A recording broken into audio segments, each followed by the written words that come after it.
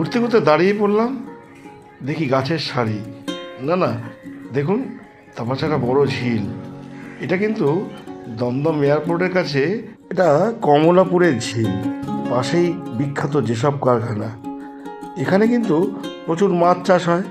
আর নৌকো দেখলাম, দূরে তো কোথাও যেতে পারবো না, তাই ক্যান্টনমেন্টের কাছে এই ঝিলেই নৌকো প্রদর্শন দেখলাম। এরকম একটা ভাঙা নৌকো পড়ে আছে, অসাধারণ ভিউ লাগছে দূর থেকে। ওইখান থেকে আবার রাতের বেলা আসলে প্লেনগুলো শাঁ শাঁ করে উড়ে যায়। কত মাছ চাষ হয় জানেন এখানে। পাশে আবার একটু গার্বেজ করে রেখেছে, সেখানে আবার ঠাকুর ভাষা নয়, কিছু নোংরা পড়ে। আর পাখি উঠছে, হঠাৎ থেকে চড়ুই পাখি কিরমভাবে দেখুন, এই একটা নারকেল গাছের ড্যাগার উপর থেকে কি সুন্দর হেঁটে হেঁটে যাচ্ছে। কেমন লাগছে আপনাদের আশা করি জানাবেন। আর এই